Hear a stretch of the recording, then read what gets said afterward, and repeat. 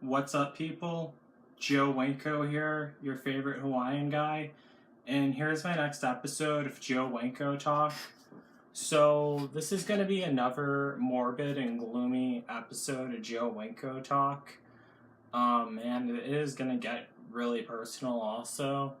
This is going to be about a girl who ran away from New London, Connecticut. I did an episode of Chilling Crimes about her. I'll have the link to that in the pinned comments. Her name was Michelle Garvey, and I've been following this case for quite some time. She was a girl who ran away from New London, Connecticut, and back in 1982, a month after she ran away, she was found dead in Texas, but no one knew who she was, so she was buried in the cemetery as a Jane Doe. And it wasn't until 2014 when they finally identified her and found out who she was, that she was Michelle Garvey from from New London, Connecticut. And they still haven't found her killer yet. But I saw this on a news update. I didn't see it on TV, but I found this online. Here's a video that they posted on this news website. My questions, before I show you guys the video, I had questions about this case, what were the circumstances of Michelle's disappearance? Why did she run away? And who did she run away with? And why did she go to Texas? This video actually does answer quite a few of those questions. It doesn't answer all of them, but it does answer quite a few. And I'm going to show it to you guys right now, and I have it right here. Okay. 3, 2, 1, now. It's a story that stunned the nation. A girl found murdered 30 years later near Houston. But who killed her? There's a new lead in this cold case that could finally catch the killer. Our Grace White investigates. No matter how much time passes. Not a day went by that I never thought about her. Sean Garvey. I don't know what to believe. Still thinks about his big sister. Yep. Michelle. She disappeared 2 days before her 15th birthday. Did you think she would come home? I did. Yes. Yep. A month later, investigators found her body near Houston, strangled to death in 1982.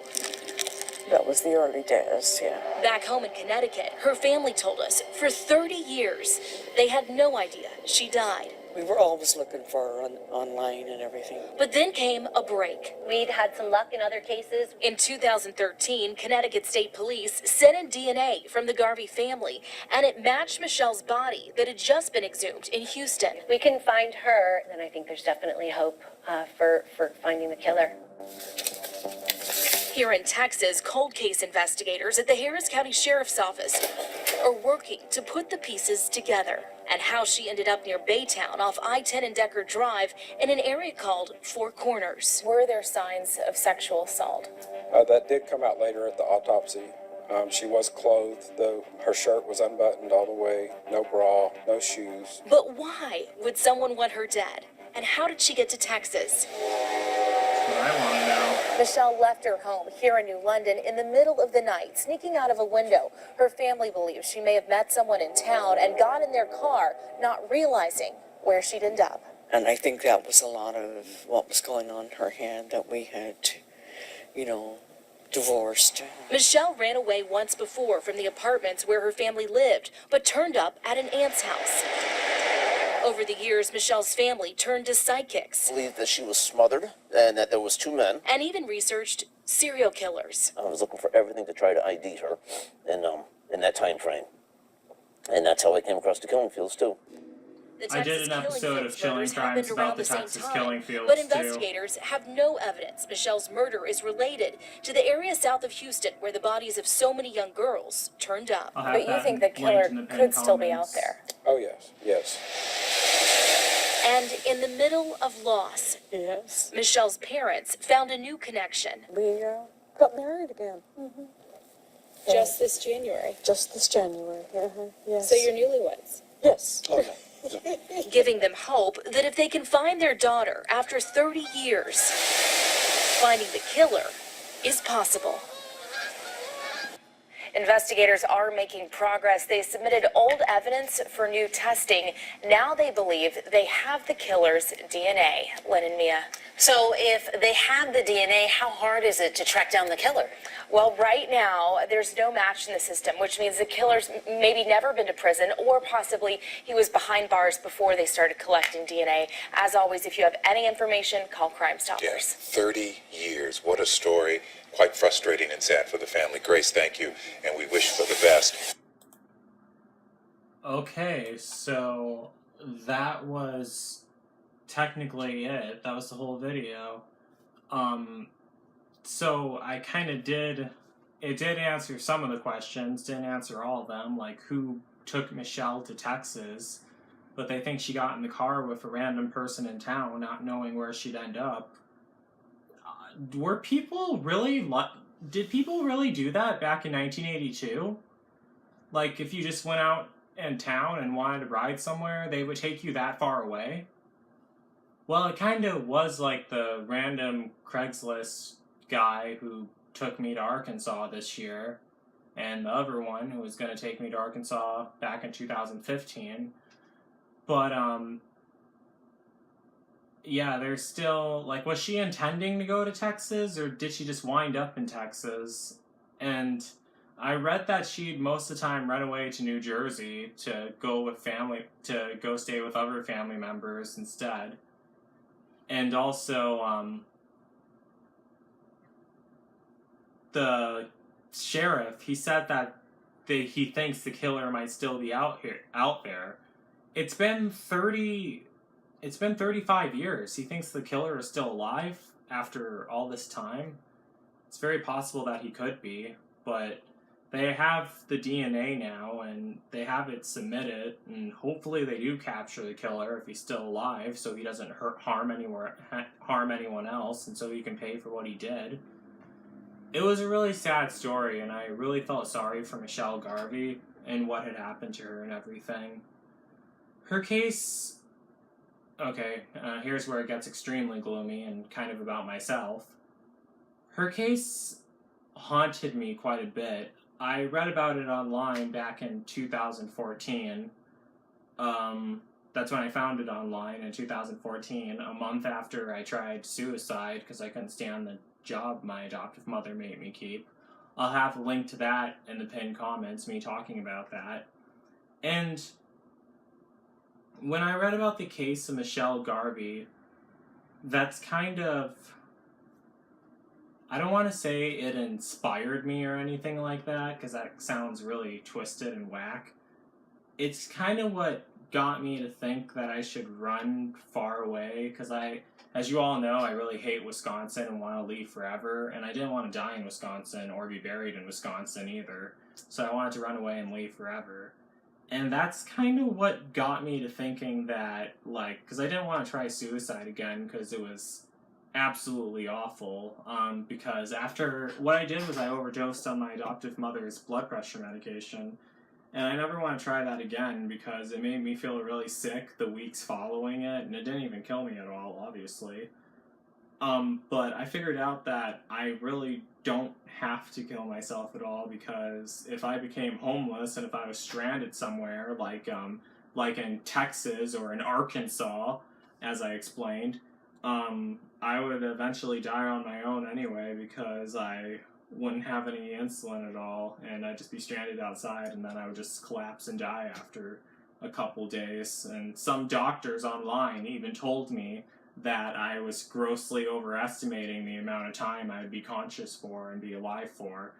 But I did a whole episode of Joe Winko Talk about that, of how I would die if I became homeless. I'll have to link to that in the pinned comments. But I first learned about the Michelle Garvey case from this video. It's called Jane Doe Appeals. Well, it's from the Jane Doe Appeals channel. And because I discovered it on YouTube and I started watching it. I have the video right here, and I'm going to show it to you guys right now. 3, 2, 1, now. The body of the girl found in Texas has been identified. Her name was Michelle Garvey, and she was 14 and from Connecticut.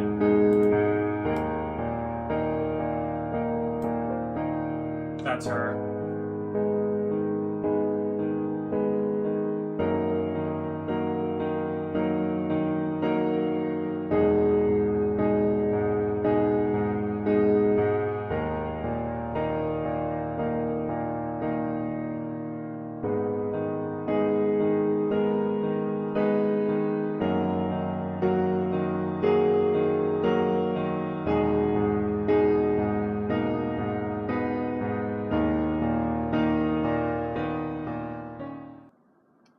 Okay, so that was the first video. That was the first of anything I found of Michelle Garvey before I got interested in the case and started reading about it. The case was really haunting, and it just, I don't want to say it fascinated me or anything, but like, I just thought it just kind of roped me in, like, because I was wondering how she got from, and you can blame my autism mind for becoming, I don't want to say fascinated, but becoming like roped into that and everything, of how she got from from Connecticut to Texas, because that's a very long ways. Those states are far away from each other. And it was really sad knowing that she was gone for 30 years and that her parents didn't know what happened to her. But that video before then also showed me that her parents think she ran away because they were getting the divorce and everything. I've never been close to my adoptive parents at all, but I understand how that could be hard on kids, because it stresses them out if your parents are splitting up and it changes their lives and everything. I'm not blaming her parents for anything. I feel bad for all of them, really. And but getting back to how the story affected me, that's kind of what got me thinking that I should run away because I hated everything about, I hated having the retail job that my adoptive mother made me keep, and I hated my adoptive parents, and I wanted to ditch them and leave forever. So that's why I wanted to run away, and that's why I ended up posting the ad on Craigslist and saying that I wanted to run away forever, and the guy told me he would take me to Arkansas. And Michelle Garvey was the first person I thought of when he said he'd take me to Arkansas. And when I was walking out to the abandoned grocery store parking lot that night, I was thinking I'm going to end up exactly like Michelle Garvey. Well, except I wasn't going to get murdered. I was going to just be left in a field to die on my own, technically. So wouldn't be exactly like Michelle Garvey.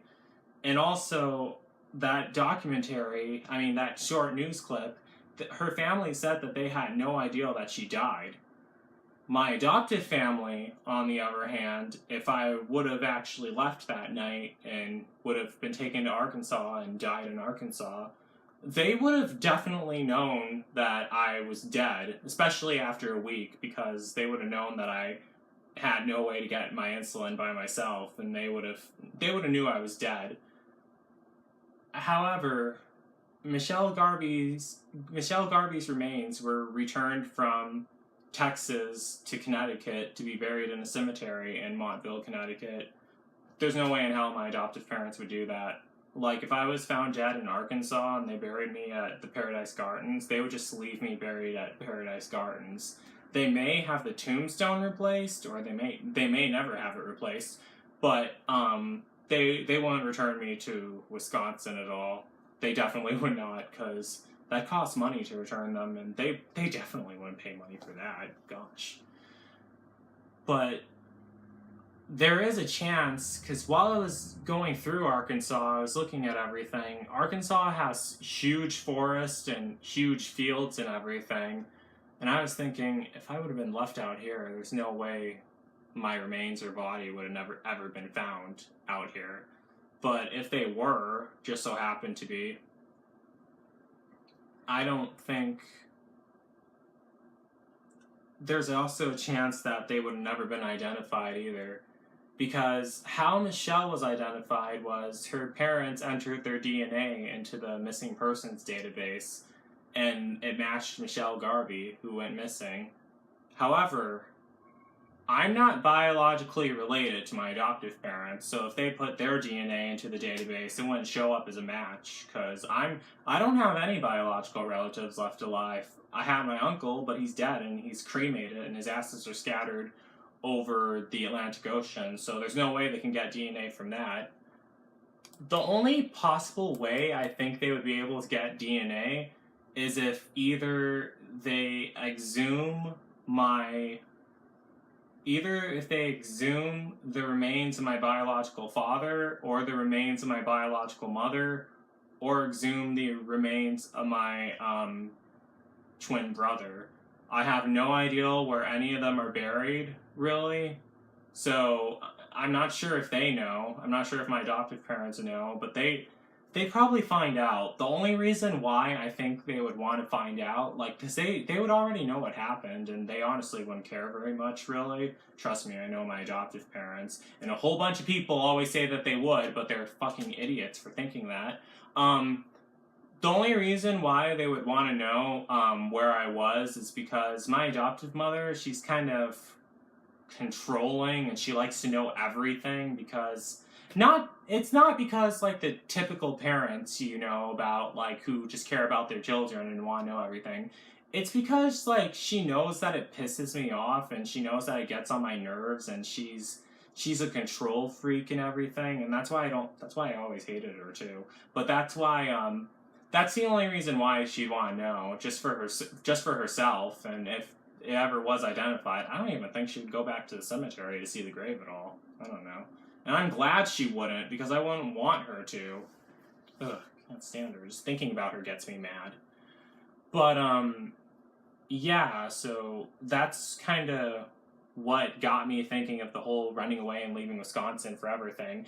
Even with the guy I met on the Satan worshipping website, when I was talking about, when I was posting everywhere online about how I might end up homeless and hate Wisconsin and want to leave, he said that he would take me to the forest in North Carolina if I became homeless and didn't have a place to go at all, so I wouldn't have to die in Wisconsin. So I was going to go out to the forest with him, but after my adoptive parents found that out, they decided to send me down south to live with relatives instead. And that's only because they thought they would be responsible for it if I died, and God would punish them, because they're like very religious. That's the only reason why. It's not because they were concerned about me at all. It's just that they were doing that to save their own asses. Otherwise, God would have punished them, because they're super religious. They're crazy people. Don't listen to them.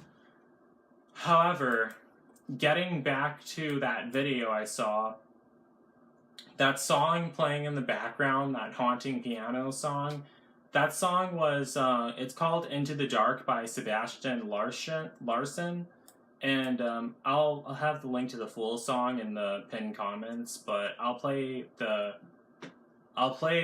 song right here. Here it is. It's very haunting.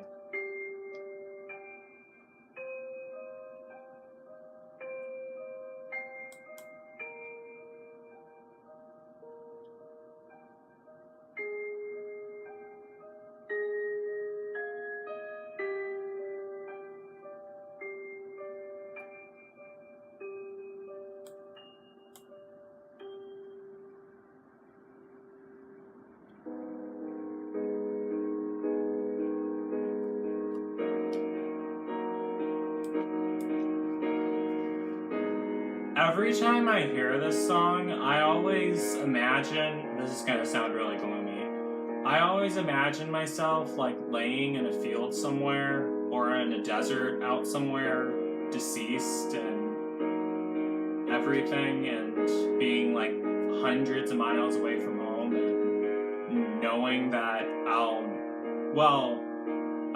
my body wouldn't be doing anything because I'd be dead. But my spirit would still be there, and I would know that I hated Wisconsin and never wanted to come back, and that I hated everyone in Wisconsin, and that there was nothing for me in Wisconsin at all, and really nothing for me in life at all, and that I was never going to come back, and now I'm finally set free to be reunited with my uncle again. That's what this gloomy piano song makes me think of.